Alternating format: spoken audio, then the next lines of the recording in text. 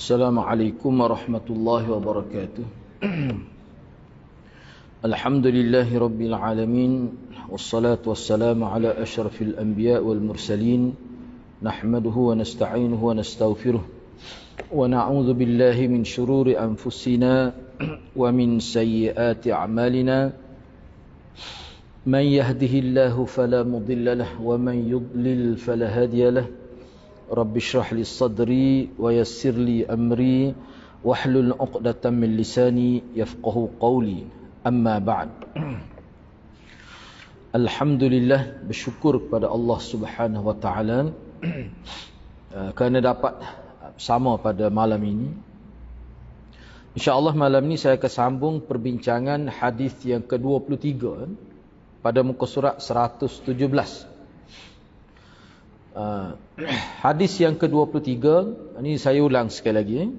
An Ibn Abbas anna Rasulullah sallallahu alaihi wasallam masha bi ra'sihi wa udhunayhi batinihima bis sabbahatain wa zahirihima bi ibhamayhi.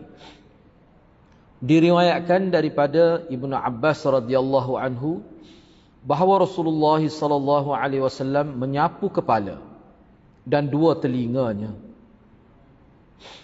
Bahagian dalam dengan jari telunjuk dan bahagian luar dengan ibu jari. Bahagian luar ni maksudnya ni bahagian dalam ni dia guna jari telunjuk. Dia buat gitu. Cuma bahagian luar tu dia guna ni. Ni dia guna ibu jari. Itu maksudnya. Baik, cuba tengok muka surat 17. Perenggan yang kedua tu. Berdasarkan kepada perbuatan tersebut juga menunjukkan bahawa terdapat perbezaan kaifiat menyapu telinga di kalangan ulama dan perbezaan pendapat tentang hukumnya antaranya. Jadi berkait dengan sapu kepala dan telinga ni dia ada beberapa khilaf. Salah satunya khilaf sebelum ni kita telah bincang khilaf tu. Salah satu bentuk khilaf tu, adakah basuh kepala, sapu kepala dan telinga itu menggunakan air yang sama? Itu kita bincang dah sebelum. Yang keduanya, jadi bila disebut basuh telinga, basuh kepala, sapu kepala dan sapu telinga ini, dia salah satu perkara khilaf juga adalah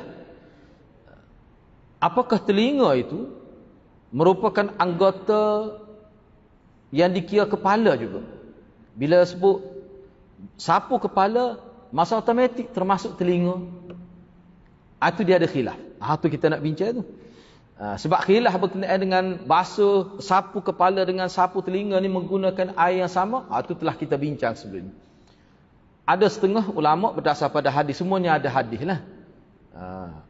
Mana ketika sapu kepala terus pergi ke telinga, menggunakan air yang sama. Ada juga hadis yang mana guna air yang berasingan. Air yang digunakan untuk sapu kepala itu khusus. Bila hendak sapu telinga, diambil air yang lain. Jadi perkara itu juga khilaf. Baik. Jadi pada malam ni khilaf kita nak lihat pula khilaf dari sudut apa hubungan kepala dengan telinga tu. Dari sudut bahasa Arab ni. Dan dari sudut pemahaman ulama. Cuba kita tengok di sini. Pertamanya, apakah telinga itu merupakan anggota berasingan atau sebahagian daripada anggota yang lain? Maksudnya, apakah telinga itu, sebab dia khilaf ulama ni ada setengah, tahap kebanyakannya mengatakan bahawa telinga tu min ra'sin, dari kepala. Maknanya telinga tu dikira sebagai kepala. Ada setengah ulama dia kata telinga tu tak min wajihin, dikira sebagai sebahagian muka. Tu khilaf tu. Ada setengah ulama dia kata telinga ni bagi dua. Hak bahagian depan, hak guna jari ni, hak tu dia kira bahagian muka. Hak guna ibu jari bahagian belakang, hak tu bahagian kepala. Kalau orang tak ada telinga, tak timbul masalah. Ni kita kira ni hak ada telinga. Baik, cuba kita tengok di sinilah. Kalau mengikut Imam Malik, Imam Ahmad, Sufyan Ats-Tsauri dan Abu Hanifah, mereka mengatakan telinga tu termasuk dalam anggota kepala. Maknanya uzun min ra'sin. Telinga uzunain ataupun uzunan min ra'si. Dua telinga itu termasuk kepala. Yang berpendapat gini siapa dia? Imam Malik, Ahmad, Sufyan Thauri dan Imam Abu Hanifah. Kalau mengikut Imam Syafi'i tak. Tu lain tu. Dia anggota lain, suku Sakak tu. Mereka bersandarkan pada beberapa dalil. Jadi antara dalil yang digunakan oleh pihak yang mengatakan bahawa telinga itu adalah anggota kepala, sebahagian daripada kepala, antara dalil mereka yang hadis As-Sunabihi ni. Ni hadis dia. An Abdullah As-Sunabihi anna Rasulullah sallallahu alaihi wasallam qala idza tawadda al-'abdul mu'min fatamadmada kharajatil khataya min fihi fa idza istanthara kharajatil khataya min anfihi wa fa idza ghasala wajhahu kharajatil khataya min wajhihi hatta takhruja min tahti ashfari 'ainayhi فإذا غسل يديه خرجت الخطايا من يديه حتى تخرج من تحت أظفار يديه فإذا مسح برأسه خرجت الخطايا من رأسه حتى تخرج من أذنيه فإذا غسل رجليه خرجت الخطايا من رجليه حتى تخرج من تحت أظفار رجليه ثم كان مشيه إلى المسجد وصلاته نافلة له. Diriwayatkan daripada Abdullah As-Sunabihi bahawa Rasulullah sallallahu alaihi wasallam bersabda, apabila seseorang hamba yang beriman berwudu, hamba ni maksudnya bukan hamba dalam istilah fiqh tu, hamba ni makna hamba Allah. Boleh kita terjemah gini pun boleh. Apabila seseorang mukmin berwudu, gitu pun boleh.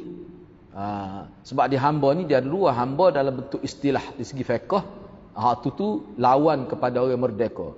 Tapi kalau hamba secara umum dalam konteks hubungan kita dengan Allah, semuanya hamba Allah. Sebab tu dia sebut al-abdul mu'min. Orang kafir tu pun hamba, cuma dia tidak mukmin. Sini sebut hamba yang beriman, maknanya orang Islam lah. Jadi boleh kita terjemah bila seseorang mukmin berwudu lalu dia berkumur, maka keluarlah dosa-dosa daripada mulutnya. Bila dia memasukkan air dan mengeluarkan air dari hidungnya, keluarlah dosa-dosa dari hidungnya. Bila dia membasuh wajahnya, maka keluarlah dosa-dosa dari wajahnya, sehingga keluar dosa dari kedua kelopak matanya. Dari kelopak dua mata dia. Bila dia membasuh dua tangannya, keluarlah dosa-dosa dari dua tangannya, sehingga keluar dari kuku-kuku dua tangannya. Bila dia menyapu kepala, keluarlah dosa-dosa dari kepalanya, sehingga keluar juga dari dua telinganya. Itu dia jadi dalil dia tu. Sebab dia sebut sini, bila sapu kepala, maka keluar dosa daripada kepala tu lah, sehingga keluar juga daripada dua telinga. Tu dia sekali tu. Sebut keluar tu daripada kepala dan telinga tu sekali sapu. Tidak kata sapu dua kali, tidak. Itu yang jadi dalilnya. Bila dia membasuh dua kakinya, maka keluarlah dosa-dosa dari dua kakinya, sehingga keluar dari bawah kuku-kuku dua kakinya. Seterusnya perjalanannya ke masjid dan sembahyangnya adalah tambahan kepadanya. Tambahan mana dikira dapat pahala sunat lah. Mana di situ berlaku pertambahan pula pahala sunat untuk dia tu. Nafilah tu makna sunat.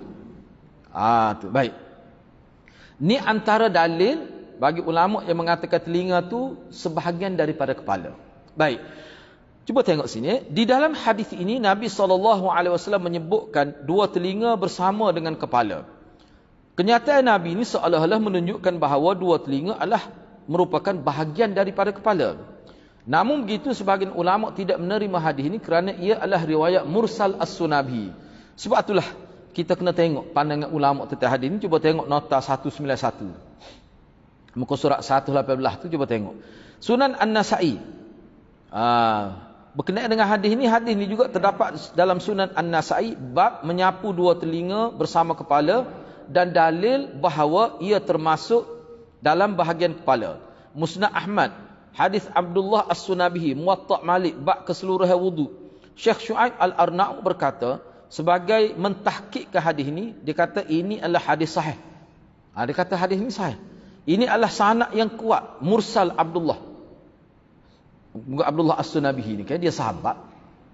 Dia sahabat. Jadi mursal sahabi ni diterima. Mursal sahabi. Maknanya Abdullah As-Sunabihi ini sebenarnya dia tidak terima hadis ini secara langsung daripada Rasulullah. Dia tu sahabat. Sebab sahabat tak mungkin dia akan berbohong atas nama Nabi. Maknanya di sini ada dia ambil hadis ini daripada sahabat yang lain. Cuma dia tak sebut.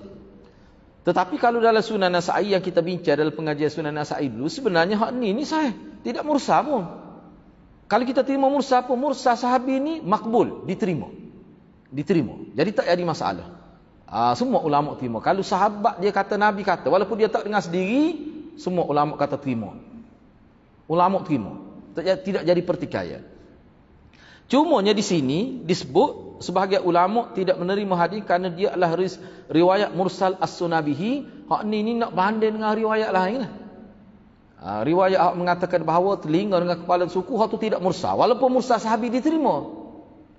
Sebab itulah ulama kata bila mursal sahabi diterima. Sebab tu Syekh Arnaud kata sahih. Jadi maknanya hadis ni boleh jadi dalil lah. Tapi dalil kepada pihak yang mengatakan telinga dan kepala itu merupakan satu anggota. Satu anggota. Itu maksudnya.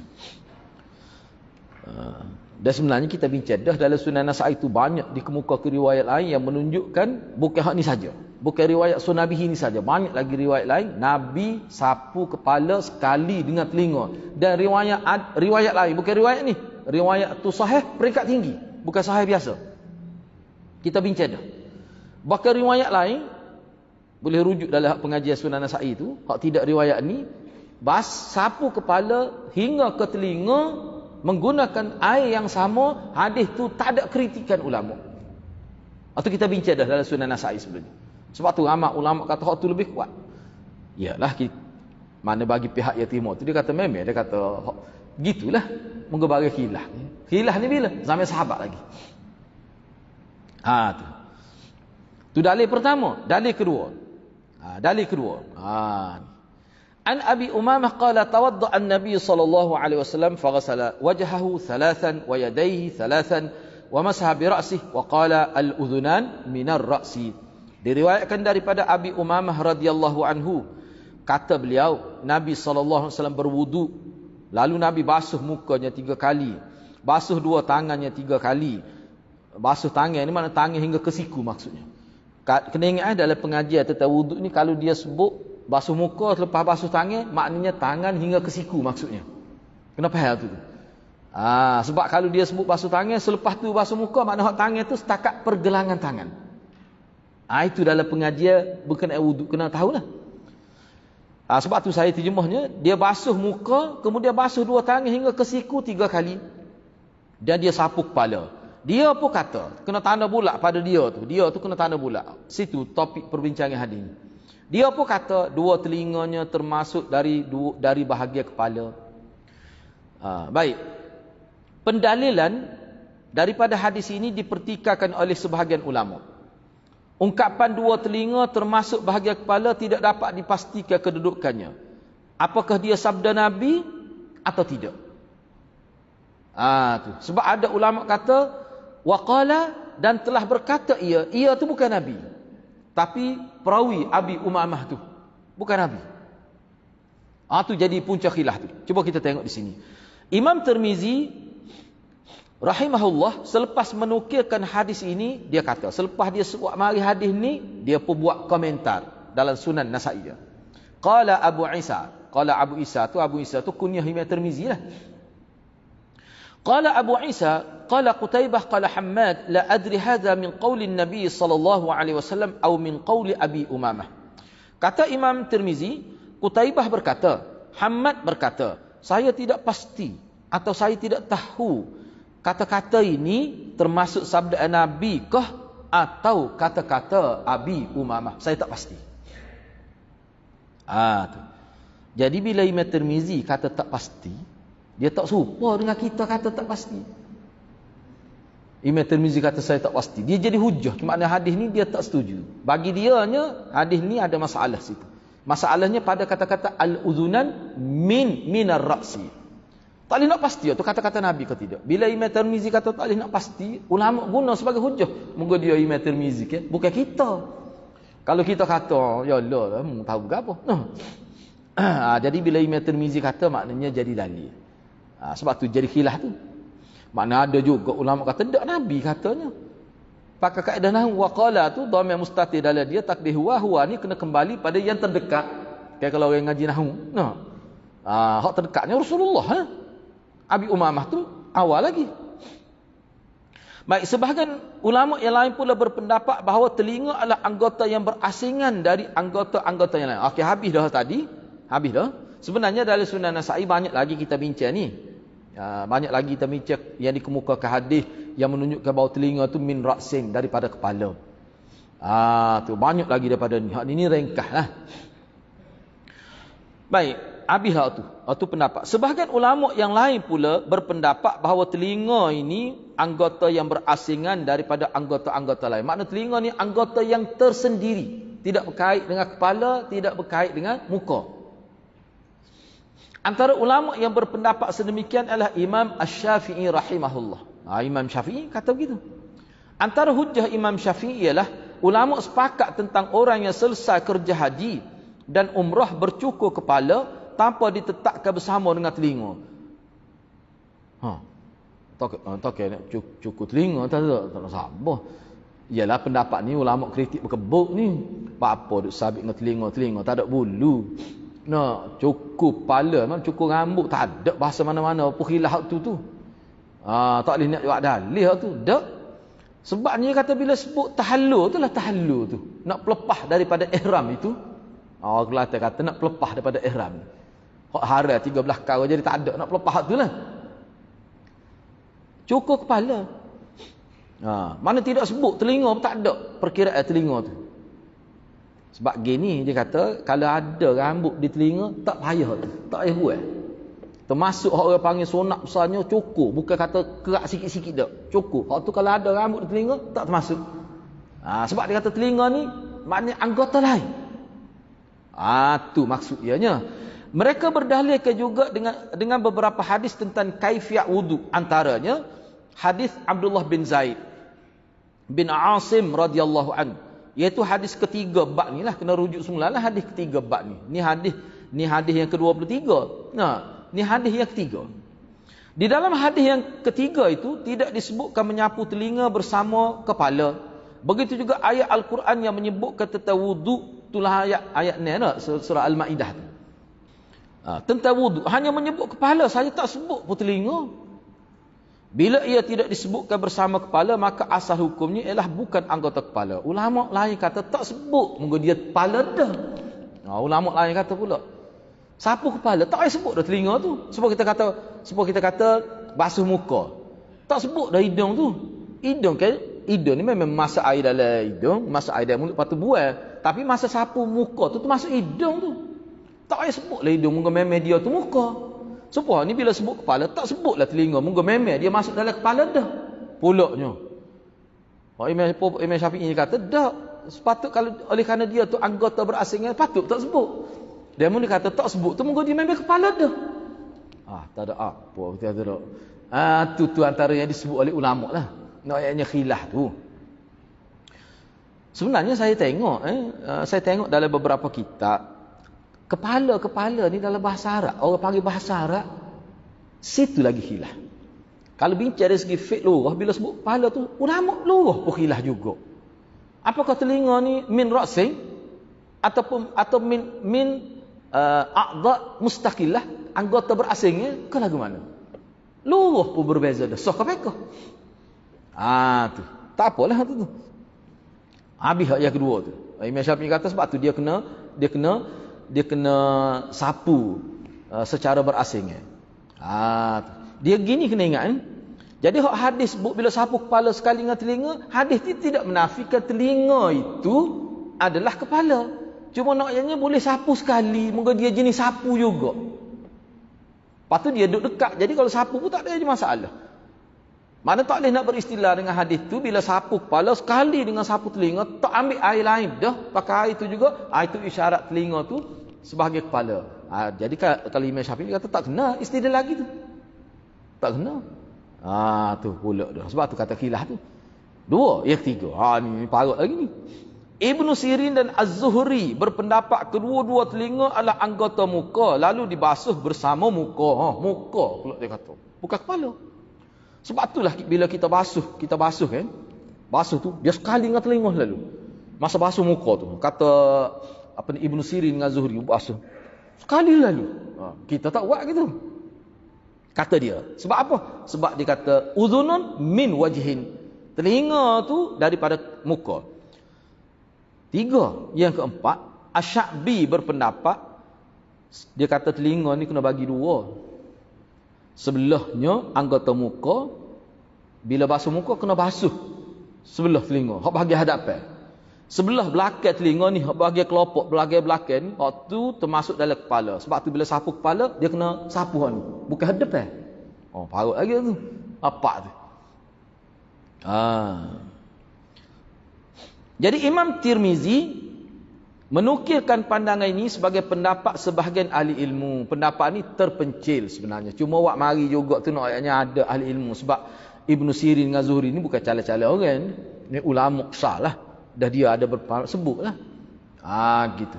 Dia gini sebenarnya. Kenapa kita kata Asy-Sya'bi ni kata hak bahagian ni termasuk ni bahagian ni. Dia kira gini sebab muka takrif muka ni hak kita nampak. Bila kita berhadapan dengan seorang kita tengok muka dia tu hak setakat nampak. Memang dia nampak ni. Bila nampak ni dia tak kira tekak sebab tekak memang tidak kepala dah.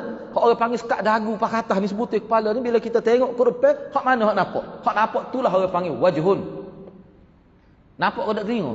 Nampak mana hak depan? Hak depan dah. Lepas tu hak belakang ni tak nampak sebab tu hak belakang ni kira kepala. Kira kepala ni pakai belakang. Dia kira gitu. Tapi pendapat tu agak terpencil lah. Tak ramai berpendapat gitu. Cuma Imam Tirmizi masuk juga pandangan ni, nukil pendapat ni, nak ayatnya ada ahli ilmu berpendapat begitu. Sekadar itu je lah. Ya boleh. Memang lah. Kita ni tak timbul sebab mazhab Syafi'i. Kalau mazhab lain memang. Sebab kata Syafi'i tadi, memang dia kena basuh telinga hak depan ni.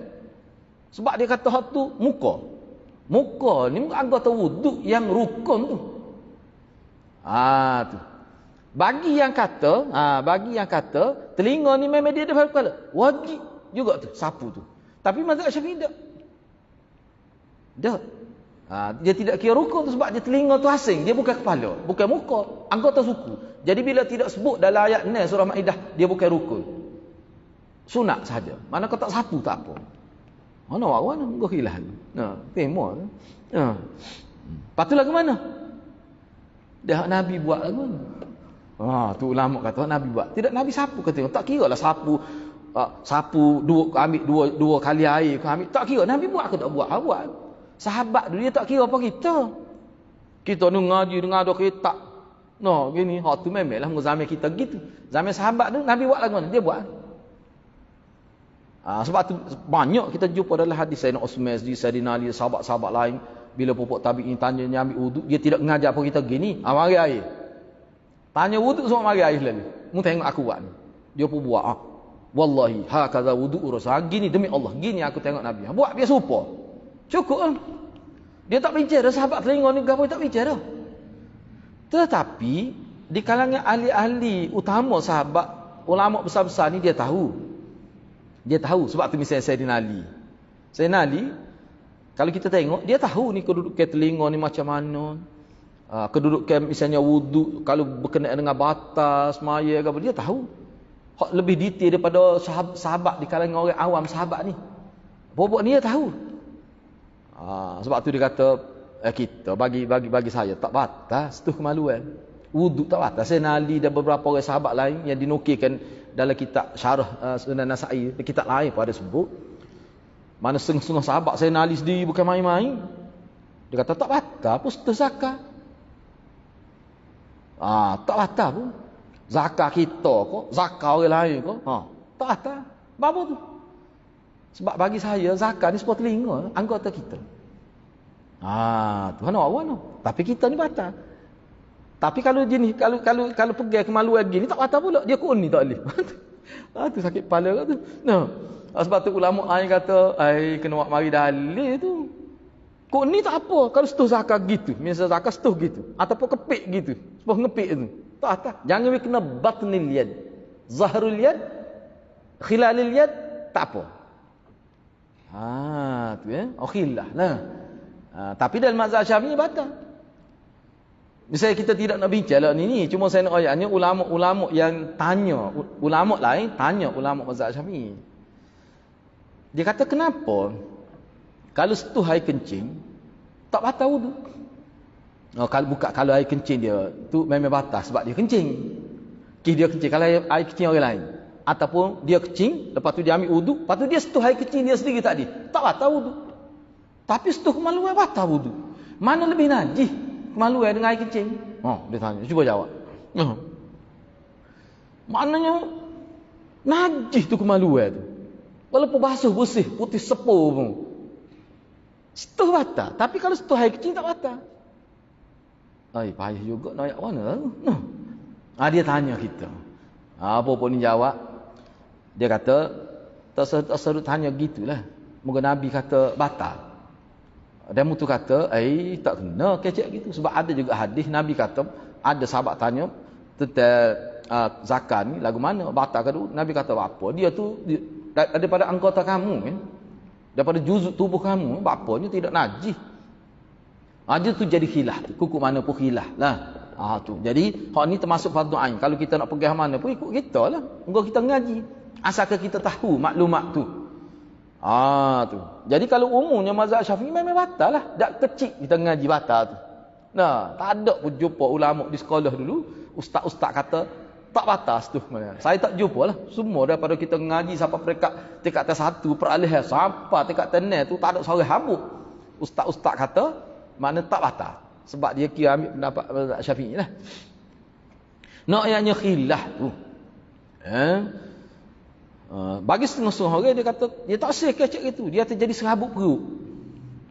Ada dia kata gitu. Jadi bercelaru. Kita pula kata tak sebut itulah bercelarunya. Kalau tak sebut kan bila orang sebut jadi terkejut.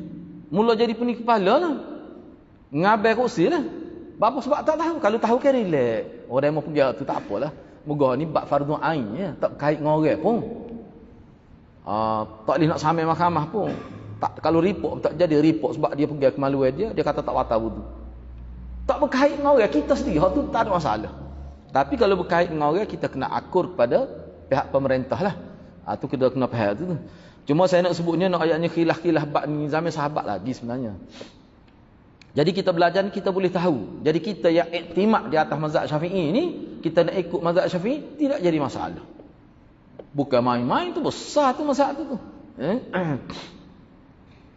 Baik, cuba kita tengok lagi. Antara mereka ialah Ishaq yang berkata, aku memilih supaya seseorang menyapu bahagian hadapan telinga bersama muka dan bahagian belakang bersama kepala. Menyapu tu maksudnya basuh. Silap itulah. Dia sebenarnya bila sapu muka, bila basuh muka, dia sekali dengan telinga, maknanya basuh. Dan sapu bahagian belakang telinga ni bersama kepala. Antaranya Ishaq lah. Yang kedua, ni tadi berkenaan khilaf berkenaan telinga tu, dia termasuk anggota mana? Tu khilaf. Mana tiga lah kita kata. Pertama sekali, telinga tu termasuk kepala. Yang kedua, telinga tu anggota berasingnya seperti mazhab Syafi'i lah. Yang ketiga, kata tu termasuk muka. Yang keempat selagi bagi dua telinga tu. Bagi depan muka, bagi belakang termasuk kepala. Empat tu. Sesahabat tu. Khilaf yang kedua berkait dengan ni juga. Cuba tengok. Apakah telinga tu disapu dengan menggunakan air yang sama yang digunakan untuk sapu kepala? Atau basuhan muka disapu dengan menggunakan air baru? Mana bila kita basuh muka, maka kita nak basuh juga telinga tu guna air lain ke tidak? Tu khilaf. Gitulah. Ulama berbeza pendapat di dalam masalah ini. Kena ingat ni, kita nak bincang pula ni, kita nak guna, misalnya bila kita sapu kepala, nak terus ke telinga tu nak guna air sama ke? Kau kita guna air lain. Ataupun bila basuh muka tu nak guna air lain pula ni, nak basuh bahagian depan. Kau lagu mana? Baik, ulama berbeza pendapat dalam masalah ni. Imam Syafi'i, Imam Malik dan Imam Ahmad berpendapat air yang baru digunakan untuk menyapu telinga. Mana untuk sapu telinga ni, bila kita sapu kepala, ambil air lain pula nak sapu telinga. 3 tu mazhab besar pada pendapat tokoh mazhab lah. Bukan mazhab, tokoh mazhab. Imam Syafi'i, Imam Malik dan Imam Ahmad. Penggunaan air baru kerana telinga adalah anggota yang berasingnya. Apa guna air baru? Sebab telinga ni dia bukan kepala. Imam Abu Hanifah dan Sufyan Ats-Tsauri berpendapat telinga dibasuh bersama kepala dengan satu ambilan. Bukan dibasuh tu sebenarnya, disapu. Silaplah tu. Telinga disapu bersama kepala. Tak ada kata basuh kepala ni. Ini silap bahasanya. Disapu bersama kepala dengan satu ambilan air. Mana bila ambil air sapu kepala, hak tu dah sekali dengan hak tu dah untuk sapu telinga tu. Ni siapa dia kata? Imam Abu Hanifah dan Sufyan Ats-Tsauri tu ya. Tu. Imam Asy-Syaukani berkata, ulama berselisih pendapat adakah kedua-dua telinga disapu dengan menggunakan kelebihan air sapu kepala ataupun air baru. Supaya tadi kan cuma dia hari pandangan Syaukani. Imam Malik, Imam Syafi'i, Ahmad, Abu Thawr dan Muayyad Billah. Muayyad Billah tu nama orang lagi, B tu sepatut huruf besar lah tu. Muayyad Billah. Ni nama dia, orang yang diperkukuhkan dengan Allah. Nama Muayyad Billah ni. Nama tu ya.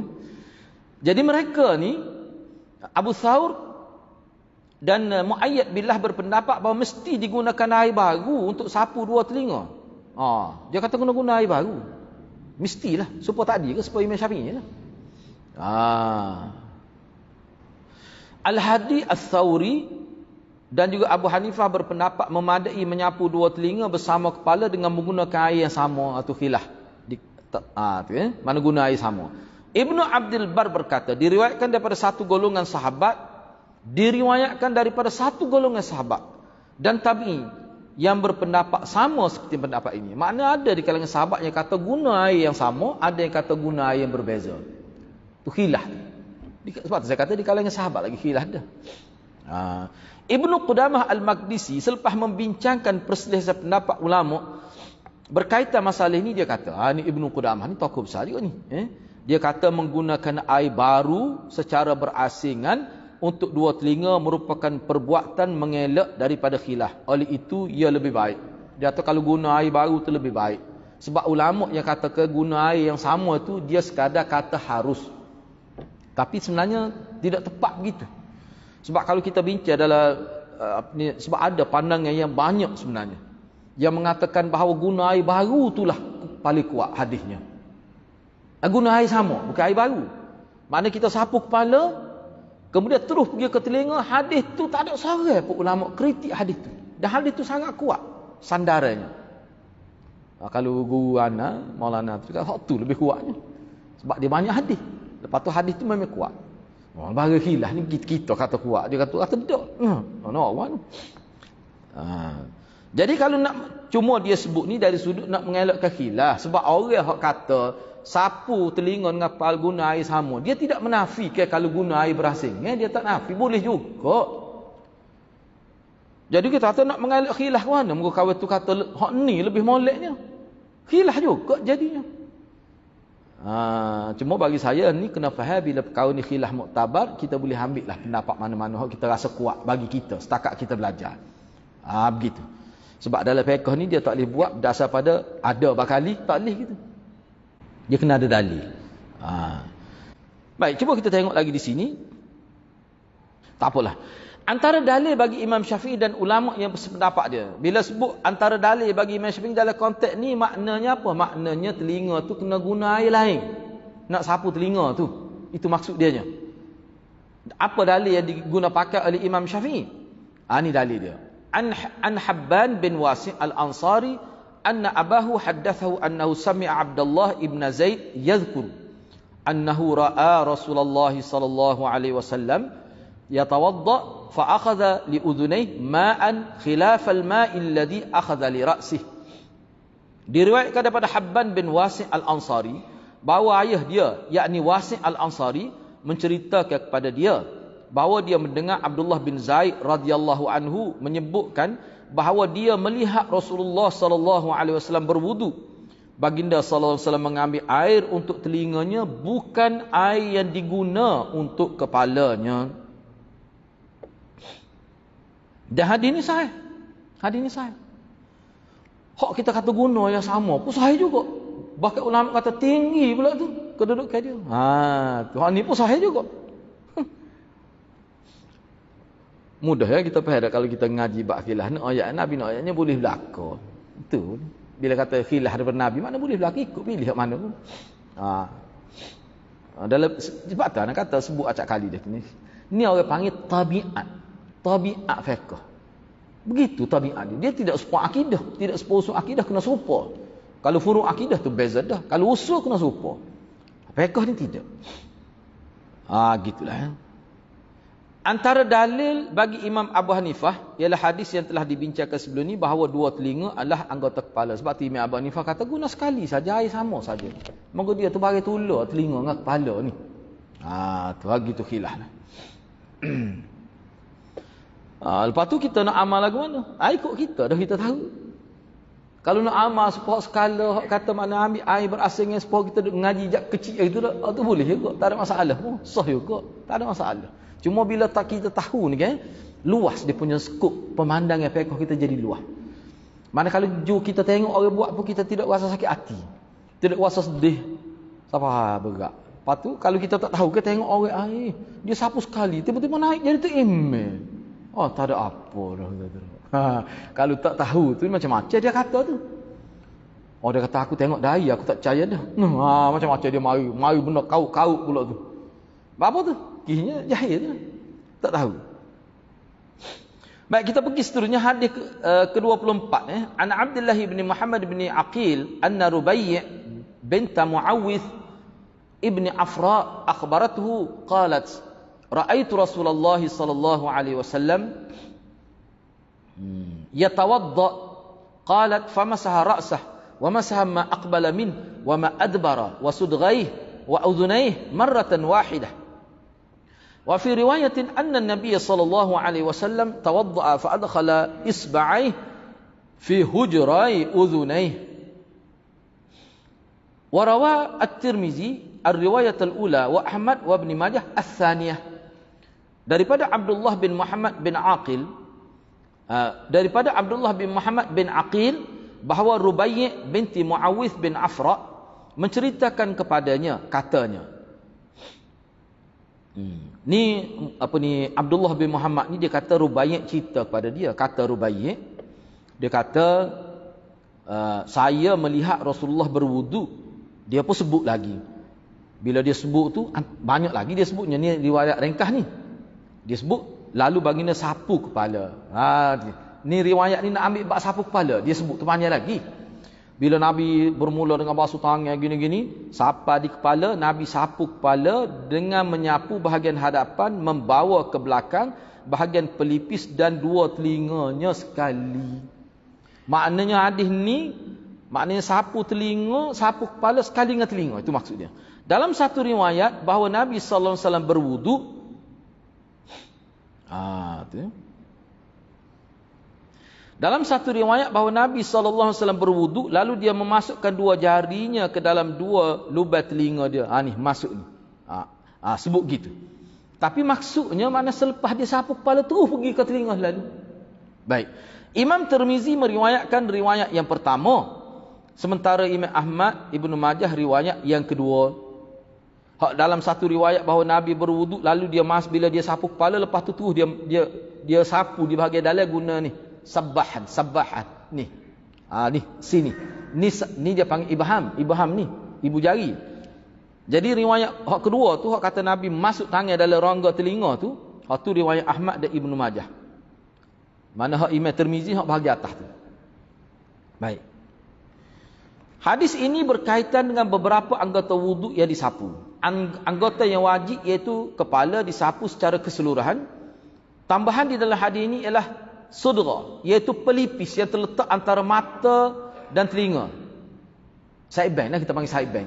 Nah, ni sini, bahagian ni. Ni, antara mata dengan telinga ni, sini. Ada ke gigi rambut tu?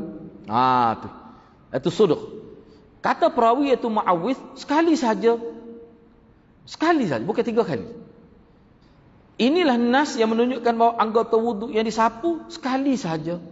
Bukan 3 kali. Yalah, Imam Syafi'i ambil hak lain lah, dia tak ambil hadis ni, dia ambil hak lain, hak sapu 3 kali tu. Hadis ini menunjukkan bahawa pelipis dan telinga juga disapu. Pelipis dan telinga, bukan sekadar telinga, ni sini ni gigi rambut ni. Termasuk ni. Sapu juga. Tu. Disapu bersama kepala kerana terdapat juntayan rambut di tempat tersebut. Sebab tu dalam mazhab Syafi'i, perempuan yang tahu rambut tu kan, dia keluruk gitu. Tempat kita muslimat kan, hak ni bahagian sini ke panjang, perempuan dia sini pun panjang rambut dia. Dia akan buat gitu. Masa saya belajar di Fardhu Ain masa budak-budak tu, memang dia tunjuk tu.